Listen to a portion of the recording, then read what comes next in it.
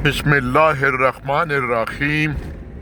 अल्लाहुम्मा सल्लि अला मुहम्मद व अला आलि मुहम्मद व बारिक वसल्लम।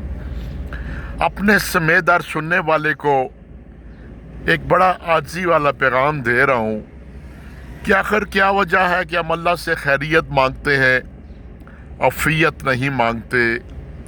हम अल्लाह से नामते मांगते हैं, उनके छिन जाने से पनाह नहीं मांगते। हम अल्लाह से दौलत मांगते हैं, बंगले मांगते हैं, गाड़ियाँ मांगते हैं, प्लाजे मांगते हैं, लेकिन ये दुआ नहीं करते कि या अल्लाह ये हमारे नसीब भी करना। फिर सबसे बड़ी बात, हम अल्लाह ताला से हर एक नामत की तलबगारी करते हैं, लेकिन सेहत नहीं मांगते। हम अल्लाह से दुनिया की हर दौलत मांगते, लेकिन आखिरत की भलाई नहीं मांगते।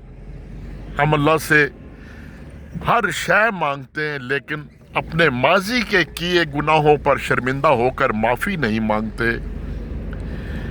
मेरे रब की कसम है मुझको कि खुदा की कितनी बड़ी अता है हम पर, कितनी बड़ी अनायत है हम पर कि वो हमारे गुनाहों पर पर्दा डाले रखता है, हमें माफ़ किए जाता है, हमसे फ़ौरन इंतकाम नहीं लेता।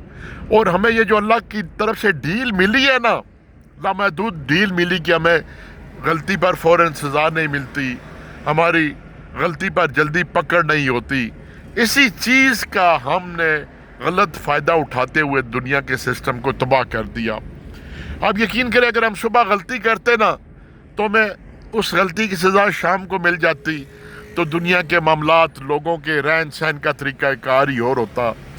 लेकिन इस डील ने फिर हमें लामहदूद कर दिया, ज़्यादतियों में, बदयांतियों में, जुल्म में।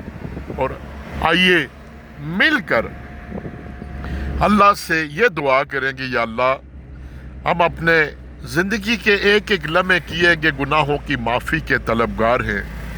या अल्लाह, हमसे जो गलतियां हो गई, ख़ताएँ हो गई, उसके बदले हमारी औलाद को कोई परेशानी ना देना, हमारे आने वाले कल की खैर करना। लेकिन हम नहीं मांगते, हम बदमस्त हाथी की तरह भागे जा रहे हैं, ये समझ के कि शायद नाउज़ुबिल्लाह मिन ज़ालिका को क़यामत नहीं आनी या हमने मरना ही नहीं है। जिस किसी का भी ईमान क़यामत पर है, मरने पर है, उसका तो अंदाज़ ऐसा होता नहीं है जो हम लोगों का है। खुदा ताला हम पर करम फरमाए। व आखिर दाना अल्हम्दुलिल्लाहि रब्बिल आलमीन।